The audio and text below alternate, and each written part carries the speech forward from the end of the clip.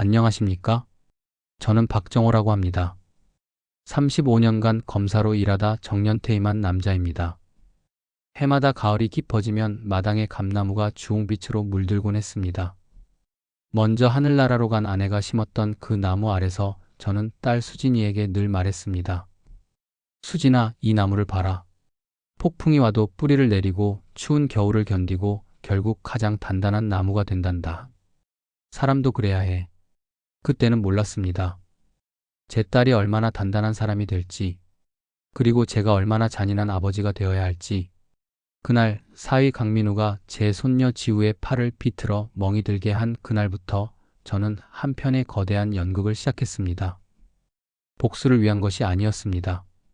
제 딸을 지키기 위한, 그리고 더 큰 악으로부터 가족을 구하기 위한 처절한 연극이었습니다.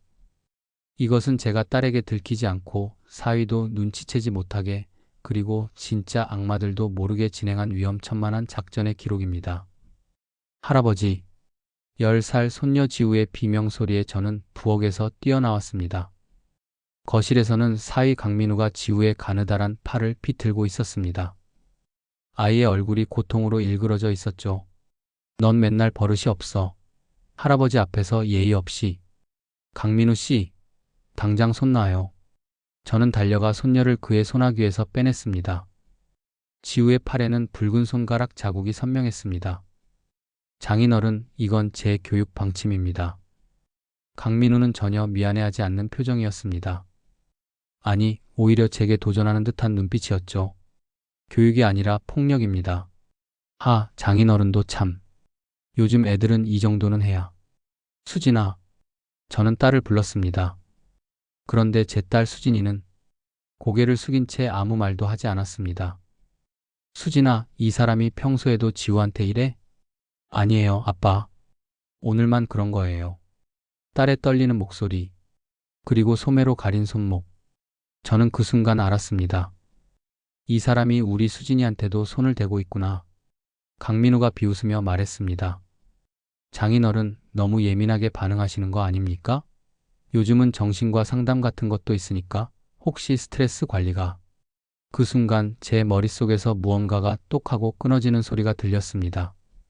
35년간 법정에서 수많은 악질 범죄자들을 봐왔지만 제 딸과 손녀를 때리는 이자만큼 제 분노를 불러일으킨 사람은 없었습니다. 하지만 저는 참았습니다. 왜냐하면 그날 오후 저는 우연히 들어서는 안 될 대화를 엿듣고 말았으니까요. 사실 그날 저는 폭력 사건이 일어나기 1시간 전에 이미 집에 와 있었습니다. 서재에서 책을 읽고 있었는데 거실에서 강민우가 전화 통화하는 소리가 들렸습니다. 형님, 걱정 마세요. 이번 달 안에 5억은 만들어 드릴 수 있어요. 5억? 저는 귀를 기울였습니다. 장인어른 재산이 얼마냐고요? 집이랑 땅 합치면 50억은 됩니다. 근데 문제는 그 노인네가 아직도 팔팔해서 제 손에서 책이 떨어질 뻔했습니다. 아니 형님, 제가 장인어른을 해치겠다는 게 아니라 그냥 요양원 같은 데 모시면 되잖아요. 치매 걸렸다고 하면 되고. 수진이요? 걔는 바보라 제가 뭐라고 하면 다 믿어요. 어제도 제가 사업자금 필요하다고 하니까 자기 적금 5천 깨서 줬어요. 저는 주먹을 쥐었습니다. 형님, 그러니까 제 계획은 이겁니다. 일단 장인어른을 치매 환자로 만들어서 재산 관리권을 제가 갖고 그걸로 형님 빚부터 갚고. 네, 알아요. 형님한테 20억 빚진 거. 이자만 해도 한 달에 1,000만 원씩 나가는 거 압니다. 그래서 급한 거예요. 더 이상 들을 필요가 없었습니다. 저는 조용히 서재 문을 닫고 그날 오후 일부러 외출했다가 다시 돌아왔습니다. 그리고 목격했습니다. 강민우가 제 손녀를 폭행하는 장면을. 이 자식이 계획적으로 나를 치매 환자로 만들려고 하는구나. 그 첫 단계가 가족들 앞에서 나를 자극해서 이상한 행동을 하게 만드는 것이고, 저는 그 순간 결심했습니다. 좋아. 내가 원하는 대로 해주마. 내가 치매에 걸린 노인이 되어주지. 다음 날부터 저는 조금씩 이상한 행동을 하기 시작했습니다.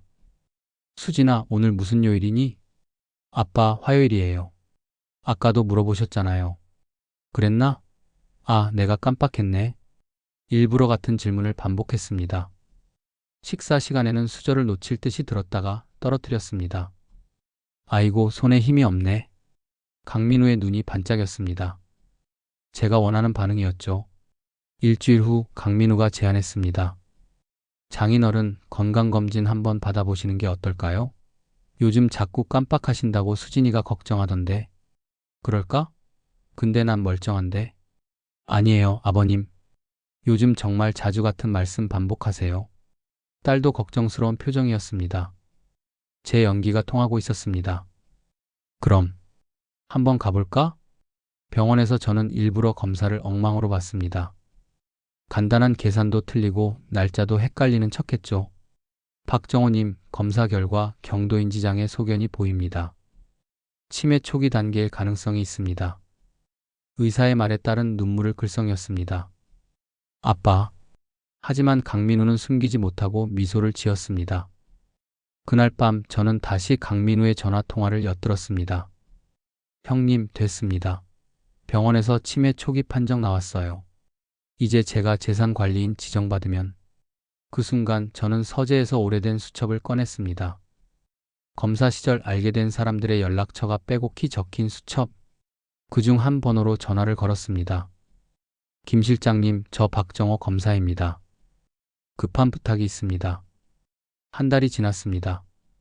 저는 치매 증상을 점점 더 심하게 연기했습니다.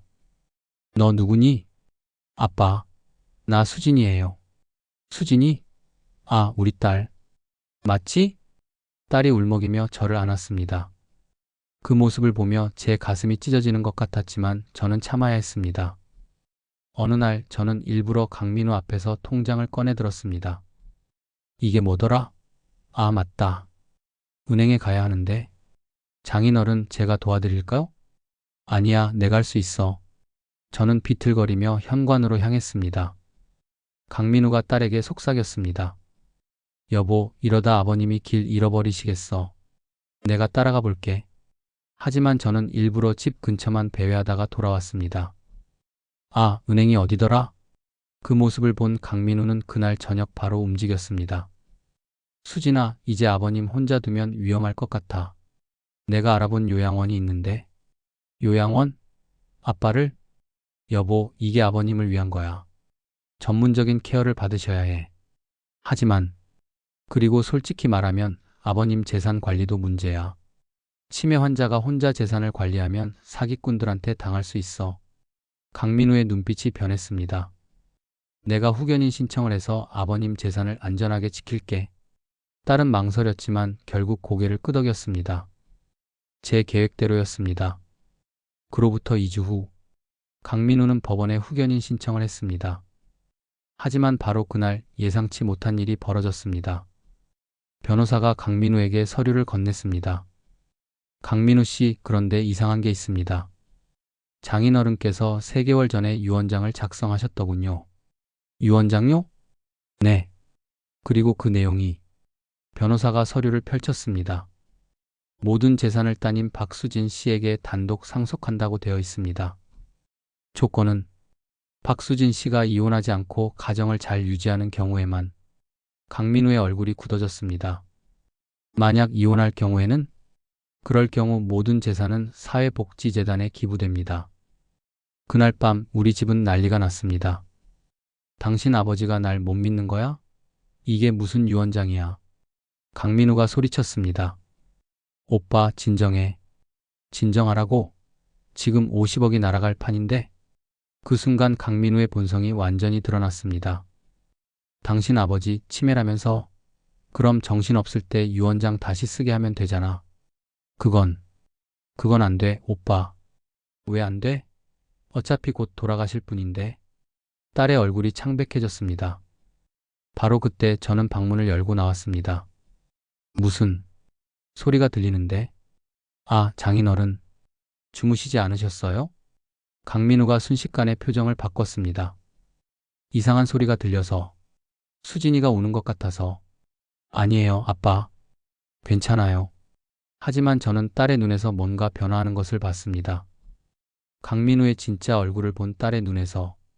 다음날 아침, 딸이 저를 찾아왔습니다. 아빠, 오늘 정신 좀 괜찮으세요? 응? 아, 수진이구나. 오늘은 좀 맑은 것 같네. 저는 계속 연기를 했습니다. 아빠, 어젯밤 민우 오빠가 한 말 들으셨어요? 무슨 말?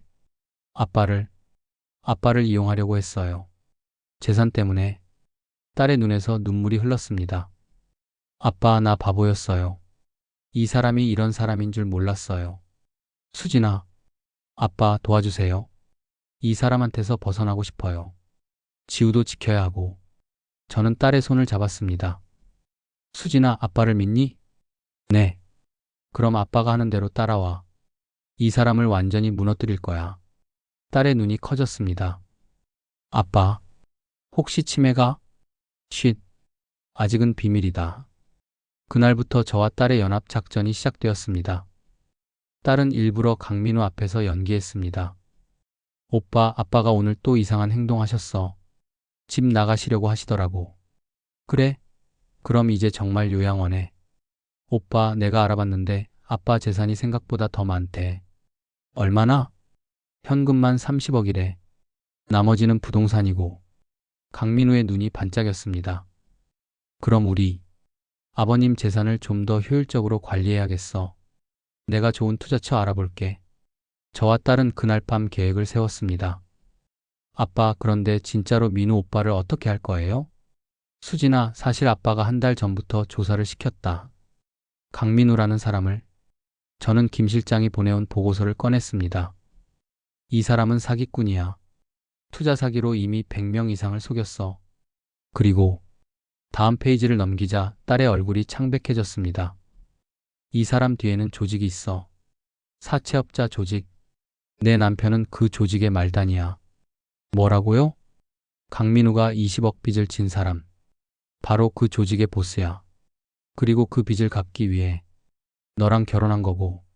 딸이 주저앉았습니다. 그럼 지우는?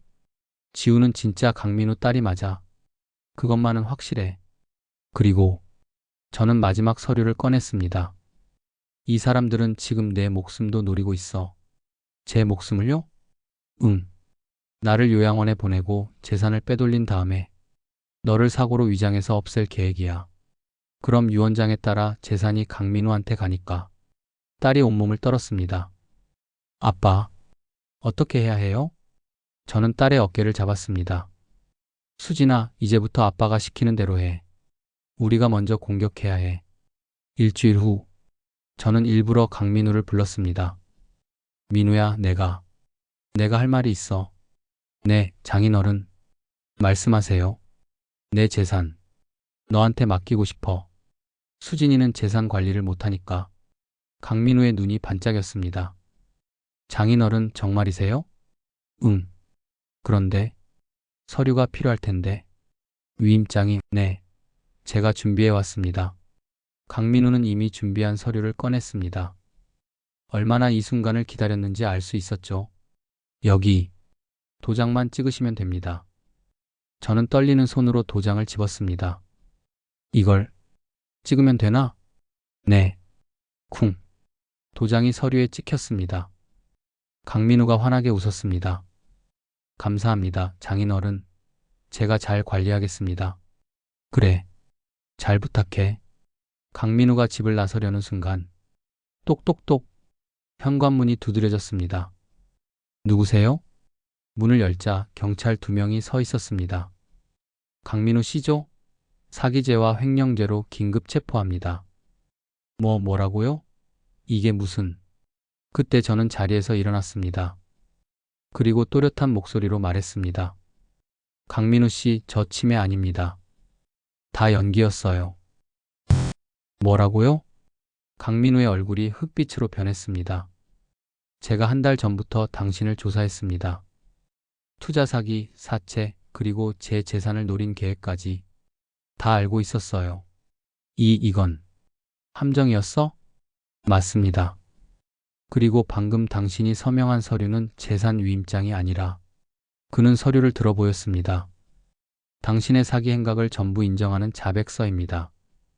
나는 딸을 시켜 그의 가방에 서류를 바꾸어 넣어 두었던 겁니다. 강민우가 서류를 빼앗아 읽었습니다. 본인 강민우는 장인 박정호의 재산을 편취할 목적으로 침해를 유도하였으며 100여 명을 상대로 투자 사기를 저질렀음을 인정합니다. 이게 무슨 도장까지 찍으셨으니 완벽한 증거네요. 경찰이 강민우에게 수갑을 채웠습니다. 이 개자식들, 나를 함정에 빠뜨렸어. 강민우 씨, 당신이 먼저 함정을 팠죠. 치매 환자를 만들려고. 강민우가 끌려나가면서 소리쳤습니다. 수진아, 당신도 가만 안 둬. 지우도. 딸이 문 뒤에서 나왔습니다. 오빠, 아니 강민우 씨. 지우는 내가 지킬 거예요. 그리고 딸이 한 통의 편지를 꺼냈습니다. 이건 이혼 동의서예요. 이미 제가 서명했어요. 당신도 감옥에서 서명하세요. 2년이 강민우가 달려들려고 했지만 경찰이 제압했습니다. 가시죠. 차에 실려가는 강민우를 보며 딸이 제 품에 안겼습니다. 아빠, 고마워요. 이제 끝났다, 수진아. 하지만 저는 알고 있었습니다. 진짜 전쟁은 이제부터라는 것을. 강민우가 체포된 지 사흘 후, 저는 김 실장으로부터 급한 연락을 받았습니다. 검사님, 큰일 났습니다. 지금 바로 만나야겠습니다. 우리는 한적한 카페에서 만났습니다. 무슨 일입니까? 강민우 뒤에 있는 조직, 그들이 움직이기 시작했습니다. 어떻게요? 김 실장이 사진 한 장을 꺼냈습니다. 우리 집 앞에서 찍힌 사진이었습니다. 그리고 그 사진에는 지우가 학교에서 나오는 모습이. 협박입니까? 그뿐이 아닙니다. 이 사람들, 강민우가 진 20억 빚을 검사님께 떠넘기려고 합니다. 무슨 소리입니까? 강민우가 검사님 재산으로 빚을 갚기로 했다는 차용증이 있답니다. 물론 위조지만 저는 주먹을 쥐었습니다. 그리고 더 큰 문제는 김 실장이 또 다른 서류를 꺼냈습니다. 이 조직의 보스가 검사님이 잘 아시는 분입니다. 서류를 보는 순간 저는 숨이 멈췄습니다. 최태준, 제가 20년 전에 담당했던 사건의 피의자, 하지만 증거 불충분으로 풀려났던 자, 이 사람이 살아있었단 말입니까? 네. 그리고 20년간 조직을 키워왔습니다. 지금은 수백억대 사채 조직의 보스입니다. 그가 왜? 복수입니다, 검사님. 20년 전 검사님 때문에 6개월 구치소에 있었던 것, 그걸 잊지 않았답니다. 김 실장이 마지막 서류를 꺼냈습니다. 그리고 이건 정말 조심히 말씀드려야 할 것 같은데. 뭡니까? 따님 박수진 씨가 3년 전에 이 조직에서 5억을 빌렸습니다. 뭐라고요? 친구 사업 보증을 잘못 써서 빚이 생겼고 그걸 갚기 위해 이 조직에 손을 댄 겁니다. 제 머릿속이 하얗게 변했습니다. 그럼 강민우와의 결혼은? 조직에서 연결해 준 겁니다. 따님의 빚을 없애주는 대신 검사님께 접근하라고. 강민우는 그 조직의 실행자였던 거죠. 저는 의자에 주저앉을 뻔했습니다. 그럼 수진이도? 아닙니다. 따님은 강민우가 조직 사람인 줄 몰랐습니다. 그냥 우연히 만난 사람인 줄 알았죠. 하지만 조직에서는 처음부터 계획한 거였습니다. 지우는? 따님과 강민우의 친자가 맞습니다. 하지만 조직에서는 지우를 인질로 쓰려고 합니다. 김 실장이 녹음기를 꺼냈습니다. 검사님, 이걸 들어보십시오. 녹음기에서 낯익은 목소리가 흘러나왔습니다. 최태준 20년 전 그 개자식 검사. 이번엔 확실하게 무너뜨린다. 재산도 빼앗고 딸도 망가뜨리고 손녀는 우리 쪽에서 키우면 되지. 부하 보스님, 그런데 강민우가 잡혔습니다. 최태준 상관없어. 오히려 좋아. 이제 직접 움직이면 돼. 박정호 그 자식, 딸이 우리한테 5억 빚진 거 모르고 있어. 그걸 이용하면 돼. 부하 어떻게 하시겠습니까? 최태준 간단해. 딸한테 선택을 주는 거야. 아빠 재산 50억을 넘기든가 아니면 손녀를 포기하든가. 녹음이 끝나자 저는 온몸이 떨렸습니다. 이걸 언제 녹음한 겁니까? 어제입니다. 그리고 검사님, 김 실장의 표정이 더욱 어두워졌습니다.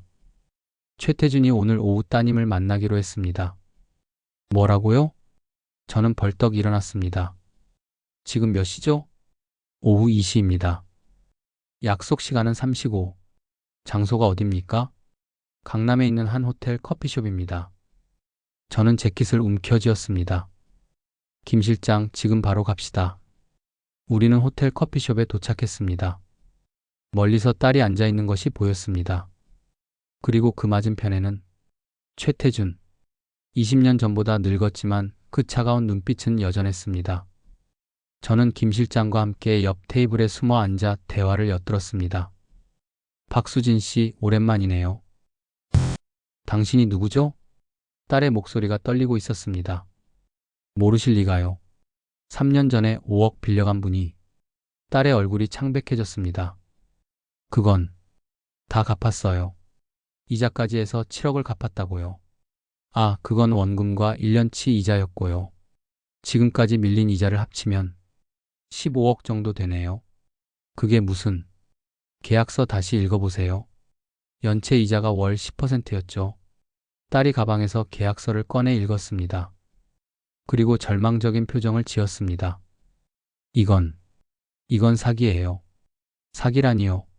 합법적인 계약입니다. 법원에 가도 우리가 이겨요. 최태준이 비웃었습니다. 그런데 박수진 씨, 제가 좋은 제안이 있어요. 뭔데요? 당신 아버지 재산 많으시잖아요. 50억? 딸이 고개를 숙였습니다. 그 재산을 우리한테 넘기면 모든 빚을 탕감해드리죠. 그리고 최태준이 사진 한 장을 꺼냈습니다. 지우가 학교 운동장에서 놀고 있는 사진이었습니다. 당신 딸도 안전하게 지켜드리고요. 이 개자식. 딸이 테이블을 치며 일어섰습니다. 제 딸을 협박하는 거예요? 협박이 아니라 제안입니다. 선택은 당신이 하는 거예요. 절대 안 돼요. 그래요? 그럼 어쩔 수 없네요. 우리는 빚을 받아내야 하니까 다른 방법을 쓸 수밖에요. 최태준이 일어서려는 순간 딸이 그의 손목을 붙잡았습니다. 기다려요. 마음이 바뀌셨어요? 딸이 깊은 숨을 쉬었습니다. 시간을 주세요. 일주일만. 제가 아버지를 설득할게요. 최태준이 미소를 지었습니다. 좋아요. 일주일. 그때까지 50억을 준비하세요. 못하면. 그는 더 이상 말하지 않았지만 협박의 의미는 분명했습니다. 딸이 고개를 떨구며 눈물을 흘렸습니다. 최태준이 떠난 후 저는 딸에게 다가갔습니다. 수진아. 아, 아빠. 딸이 놀라 고개를 들었습니다. 아빠가 왜 여기? 다 들었다. 처음부터 끝까지. 딸이 제 품에 안겼습니다.